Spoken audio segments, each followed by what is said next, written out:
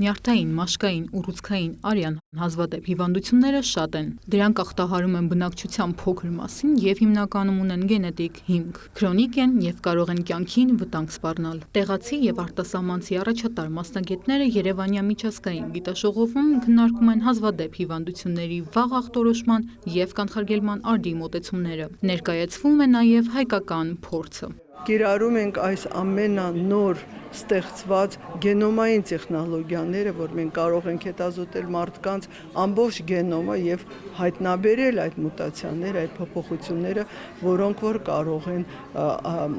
են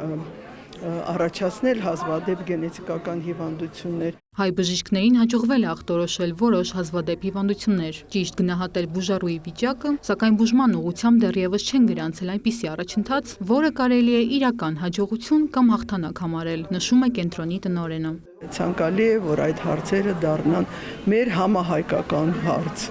ոչ թե միայն մենք մեր ուժերով, մեր էնտուզիազմով դրանով զբաղվենք։ Հայաստանում իրականացվող 7 սքրինինգային ծրագրերը թույլ են տալիս ժամանակին ախտորոշել բնածին հիվանդությունները, կանխելով դրանց հետագա բարդությունները։ Օրինակի համար կոնքազդրային հոդի բնածին հոդախախտի, որը ասեմ ոչ բոլոր եվրոպական երկրներում է իրականացվում։ Դրա համար դա հենց առանձնահատուկ է, էլի ամեն երկիր կարողանում է իր ռեսուրսների, իր անձնակազմի, իր հնարավորությունների սահմաններում կարողանալ առավել օպտիմալ կազմակերպել այդ գործընթացը։ Հազվադեպ հիվանդություններից, օրինակ սպինալ մկանային ատրոֆիան, կարող է ազդել տարբեր օրգան համակարգերի վրա։ Մի կողմից, քանի որ իրանք հազվադեպ են, դրանց երբեմն հայտնաբերումն է դժվարանում, մյուս կողմից դրանց կառավարումը շատ դեպքերում պահանջում է ավելի շատ ռեսուրսներ։ Աշխարհում մոտ 350 միլիոն մարդ ունի հազվադեպ հիվանդություն, ինչը համաշխարհային առողջապահական լուրջ մարտահրավեր է։ У ребенка непонятное поражение печени. Եթե երեխայի մոտ օրինակ նկատվում են լյարդի անհասկանալի ախտահարումներ, ստանդարտ հետազոտություններից բացի հիմա նաև առաջարկվում է գենետիկ թեստավորում անցնել։ Այսօր աշխարհում լայնորեն տարածված են եւ հիվանդությունների ախտորոշման համար կարևոր նշանակություն ունեն նաև սքրինինգային հետազոտությունները։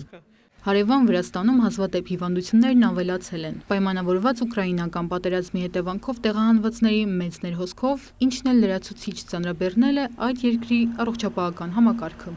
Արդյունքում Վրաստանի առողջապահական համակարգը զբաղվում է ոչ միայն մեր երկրի քաղաքացիների առողջության հարցերով, այլ այն մարդկանց, որոնք տարբեր պատճառներով տեղափոխվել եւ հիմա բնակվում են Վրաստանում։ Հազվադեպ հիվանդությունների ախտորոշման, բուժման ուղղություններով լուծումները դեռ շարունակում են ձևավորվել։ Այս ոլորտում բոլոր երկրներն առաջընթացի եւ զարգացման տեղ ունեն։ Մասնագետները վստահ են, յուրաքանչյուր նոր հետազոտություն եւ միջազգային գործակցություն քայլ է դեպի կյանքի ավելի բարձր որակ։